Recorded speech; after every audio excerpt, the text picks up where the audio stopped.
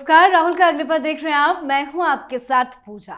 कोटा देश की कोचिंग राजधानी, जहां लाखों छात्र अपने सपने को पूरा करने के लिए दिन रात मेहनत करते हैं, लेकिन अब यही कोटा कांग्रेस की नई राजनीति का मंच बनने जा रहा है। 17 जून को राहुल गांधी कोटा पहुंच रहे हैं। दशहरा मैदान स्थित श्री राम रंगमंच में छात्रों की गूंज नाम से बड़ा कार्यक्रम आयोजित किया जा रहा है।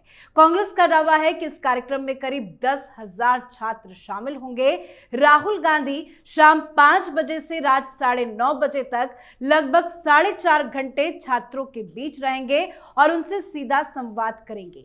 पार्टी का कहना है कि मंच से कोई नेता भाषण नहीं देगा, बल्कि राहुल गांधी छात्रों की समस्याएं सुनेंगे, सुझाव देंगे और नीट समेत अलग अलग प्रतियोगी परीक्षाओं की तैयारी कर रहे विद्यार्थियों से 1-to-1 बातचीत करेंगे। लेकिन सबसे बड़ा सवाल यही है कि आखिर राहुल गांधी करना क्या चाहते हैं, तो आज इस पर चर्चा करेंगे।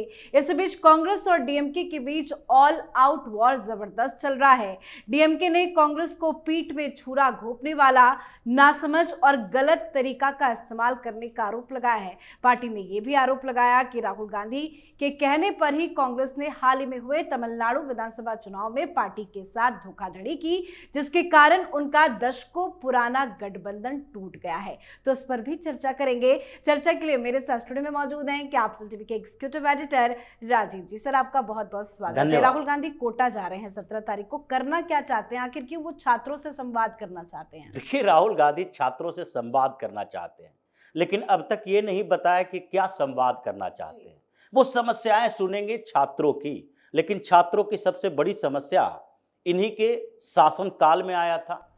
2004 के बाद से 14 तक सरकार इन्हीं की थी, लेकिन राहुल गांधी उस समय यंग लीडर कहे जाते थे। अब तो 4 दिन के बाद वो फिर से 56 ईयर ओल्ड हो जाएंगे, 56 साल के। अब 56 साल का व्यक्ति 18 साल के बच्चों की समस्या सुनने जा रहा है, जो कि उस समय अगर राहुल गांधी ये चाहते कि नहीं छात्रों की समस्या क्या है, सबसे बड़ी समस्या इन लोगों के है एजुकेशन सिस्टम में बदलाव, जिसके कारण लाखों रुपया खर्च करके इस फ्रॉड कोचिंग वालों के साथ इनका तालमेल होता है। अगर इनको उन समस्याओं के समाधान की बात करनी थी तो इनको सबसे पहले लातूर जाना चाहिए था, जहां पर नीट पेपर लीक का पूरी स्क्रिप्ट तैयार की गई थी, जहां के कोचिंग में पता चला कि उसी कोचिंग का एक टीचर इस पूरे प्रकरण में जो पेपर लीक हुआ है उसका मास्टरमाइंड था और वही पेपर सेट करने वाला भी था। तो ये लातूर जाते, वहां पर कोचिंग इंस्टीट्यूट से छात्रों से बात करते और तब पता चलता कि नहीं ये पेपर लीक के मामले में उन बच्चों की समस्या से रूबरू होना चाहते हैं जो कि इससे परेशान है और उसका समाधान उनके पास नहीं है। ऐसे ये पूरे कोचिंग माफिया जितना, या तो दिल्ली में हो या पटना में हो या लातूर में हो या नागपुर में हो, पुणे में हो या फिर कोटा में हो, ये सबसे ज्यादा जो कुकुरमुत्ते की तरफ फैला है वो 2004 से लेकर 2010 के कार्यकाल में फैला है। हाँ। और उस समय इन लोगों ने एजुकेशन सिस्टम को इतना निकम्मा बना दिया कि यूनिवर्सिटी कॉलेजेस में 10+2 स्कूल में उन जगहों पर पढ़ाई की संभावना खत्म हो गई।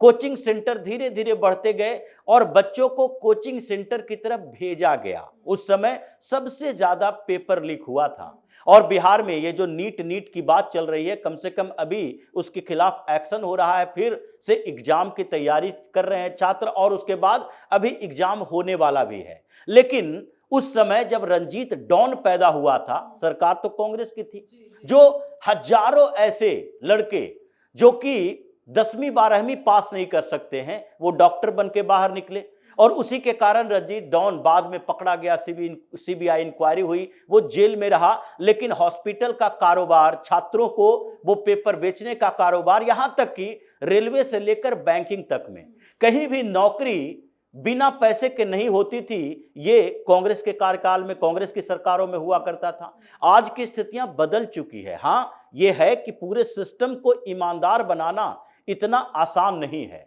पूरे सिस्टम को ईमानदार जब तक नहीं बनाया जाएगा, कहीं ना कहीं अगर पेपर सेट करने वाले ही पेपर लीक में शामिल हो गए तो सरकार इसमें कुछ नहीं कर सकती है। आगे सुरक्षा के मद्देनजर इसके पैटर्न को बदल सकती है, जिसके लिए पैनल बन गई है। और इसमें देखा जा रहा है कि जो 1 लाइनर क्वेश्चन होते हैं, जो वैसे क्वेश्चन होते हैं और जिसके साथ सिलेक्शन होता है, जिसमें मल्टी लेयर एग्जामिनेशन नहीं होते, उसमें सबसे ज्यादा संभावना होती है। इसलिए नीट, IITG, मेंस, इन सब के पैटर्न को बदलने की कोशिश है। जैसे सिविल सर्विसेज में पेपर लीक नहीं होता, भले ही उसमें कुछ स्तर पर, इंटरव्यू के लेवल पर कुछ पार्शियलिटी सामने आ सकते हैं, लेकिन पेपर लीक का मामला सामने नहीं आया। उसी तरीके से मल्टी लेयर एग्जामिनेशन की तैयारी की बात चल रही है। लेकिन अभी जिस समय कोटा को चुना गया, अभी कोटा के अंदर छात्र भी हंगामा कर रहे हैं इस बात को लेकर कि राहुल गांधी ने यह समय क्यों चुना। वहां पर कुछ और छात्र जो है उसके गार्जियन, यानी जो अलग अलग संगठन से जुड़े हुए हैं, उन लोगों ने भी सड़कों पर आकर राहुल गांधी का विरोध किया, इस वजह से कि अभी 21 जून को एग्जाम होने वाला है और उससे आप 4 दिन पहले आते हो और उन छात्रों को भ्रमित करने की कोशिश करते हो, क्योंकि ये बात जब करेंगे तो पेपर लीक की बात करेंगे। ये कोई कैरियर गाइडेंस देने वाले व्यक्ति नहीं है। राहुल गांधी को यह भी पता नहीं होगा कि नीट का एग्जाम होता कैसे है, मेडिकल की तैयारी होती कैसे है। और जब नीट के एग्जामिनेशन से पहले ये जो हंगामा चल रहा था स्टेट लेवल पर कोटा में, उस समय तमिलनाडु और आंध्र प्रदेश में जब हंगामा हुआ, राहुल गांधी ने एक शब्द नहीं बोला। इनके पार्टनर, सहयोगी पार्टियों की सरकारें थी, उस समय भी बात नहीं की कि ऑल इंडिया कोटा कैसे बढ़ना चाहिए। तो अभी ये जो बात करेंगे भ्रमित करने वाला कि देखो पेपर लीक हो रहा है, तो ऐसी स्थितियों में आपके पढ़ाई का कोई मूल्य नहीं होता। आप एग्जाम दोगे, आपका सिलेक्शन नहीं होगा क्योंकि पेपर ही लीक हो जाएगा। ऐसे में भ्रमित करने का मतलब है कि 4 दिन पहले जब एग्जाम होना है, एग्जाम से पहले आप बच्चों को भ्रमित करके, उसका माइंड डाइवर्ट करके किसी तरह से आक्रोश पैदा करना चाहते हो, और राजस्थान को चुना गया। तो ऐसी स्थितियों में उनके जो गार्जियन हैं, कुछ संगठन हैं, कुछ कोचिंग इंस्टीट्यूट से जुड़े हुए लोग हैं, कुछ किसान संगठन हैं और कुछ छात्रों का संगठन है जो अभी एग्जाम नहीं देने वाला है। यानी कि जी वाले लोग, IIT की तैयारी करने वाले, दूसरे परीक्षा की तैयारी करने वाले, वो सब सड़क पर उतरे और राहुल गांधी के इस मंच का विरोध किया कि ऐसे समय में आपको यहां नहीं आना चाहिए। और इस समय जबकि लोग इन्वॉल्व हैं, बच्चे तैयारी कर रहे हैं, पेपर सेट हो रहे हैं, वो टेस्ट पेपर दे रहे हैं, कोचिंग में इन्वॉल्वमेंट ज्यादा है, तो आप यहां पर आकर जो भ्रम करने वाली स्थिति पैदा करोगे, उससे बच्चों का माइंड डाइवर्ट होगा। इसीलिए एक दिन पहले से ही वहां विरोध प्रदर्शन शुरू हुआ और राजीव गांधी के प्रतिमा के सामने, उनकी मूर्ति के सामने आईना दिखाने की कोशिश की गई कि देखो आपका बेटा बिगड़ चुका है, इनको संभालने की जरूरत है। क्योंकि जिस आधार पर आपने राजनीति की शुरुआत की थी, कंप्यूटर क्रांति की बात की थी, टैब लेकर बैठे हुए हैं, वहां पर जाकर आप बार बार एजुकेशन को प्रमोट करने की बात कर रहे थे। ये तो जितने छात्र हैं उसको आंदोलनकारी बनाने की कोशिश में है कि आप अपना कैरियर बर्बाद करो और उसके बाद उस बर्बाद कैरियर के साथ कांग्रेस के साथ जुड़ो और फिर मोदी के खिलाफ आओ। तो ये अभी इनका मंच सजा ही है और सजने से पहले विवाद पैदा हो गया।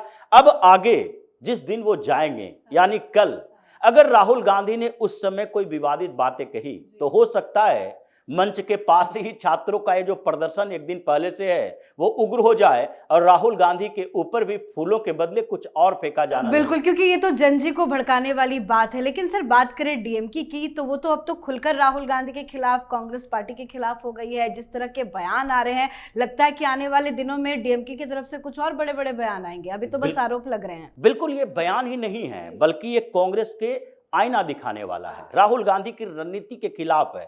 अभी डीएम के सामने है, लेकिन डीएमके ने केवल अपनी बात नहीं कही, ये सारी रीजनल पार्टियों की बात है, जो रीजनल पार्टियों को वो अपने साथ जोड़ना चाहती है। अभी ममता बनर्जी परेशान है इसलिए क्योंकि उनको सहारे की जरूरत है, उनकी पार्टी टूट रही है। तो अभी वो डीएमके के साथ सहयोगी पार्टी नहीं बनेंगे, वो उसको कांग्रेस के सहारे की जरूरत है, उनको कांग्रेस के लीगल टीम की जरूरत है। लेकिन डीएमके ने जैसे अपने स्तर की पार्टियों को अपने साथ जोड़ने की मुहिम शुरू की है कि कांग्रेस पर भरोसा करोगे तो फिर यही हाल होगा।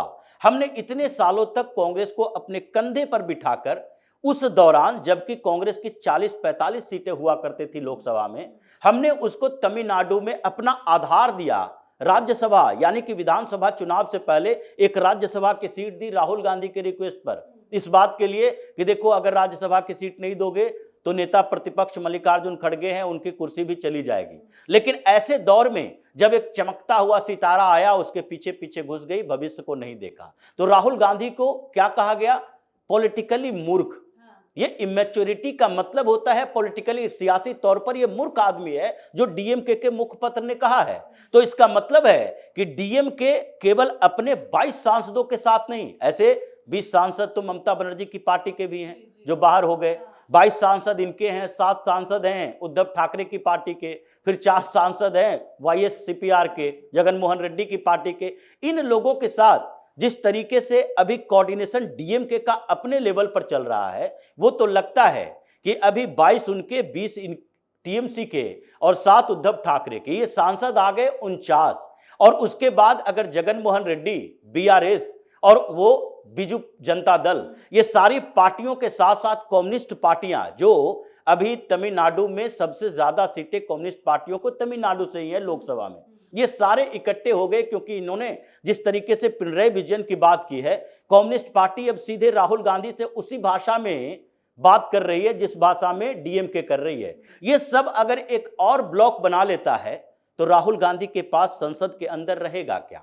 यानी नेता प्रतिपक्ष की कुर्सी तो रहेगी, लेकिन ये विपक्ष के ज्वाइंट लीडर के तौर पर जो राहुल गांधी अपनी पहचान बनाने में लगे हैं, विपक्ष के नेता नहीं रहेंगे। एक तीसरा ब्लॉक तैयार हो चुका है और उसके बाद राहुल गांधी बीच में एक तरफ विपक्ष की भूमिका में वो पार्टियां भी रहेगी जो न्यूट्रल है, और उसके साथ वो ब्लॉक भी रहेंगे जो अभी एनडीए और इंडी के साथ नहीं है। फिर इंडी अलायंस के पार्टनर सहित राहुल गांधी प्रमुख विपक्षी पार्टी के नेता रहेंगे, या फिर वो गुट रहेगा जिसके पास ऑलरेडी 120 से ज्यादा सांसद हैं। और ये लोग अगर प्रमुख विपक्षी पार्टी की मान्यता ले लेते हैं लोकसभा में, तो राहुल गांधी तो विपक्ष के नेता भी नहीं रह पाएंगे, जो इनके स्थिति इनके एजेंडे से दिखाई पड़ रहा है। बहुत बहुत धन्यवाद समझाने। धन्यवाद। तो तमिलनाडु की राजनीति में ऐसा घमासान मचा है कि डीएमके अब खुलकर कांग्रेस पर हमला बोल रही है। डीएमके नेताओं ने कांग्रेस को पीठ में छुरा घोंपने वाली पार्टी, नासमझ और गठबंधन धर्म का सम्मान न करने वाली पार्टी तक कह दिया है।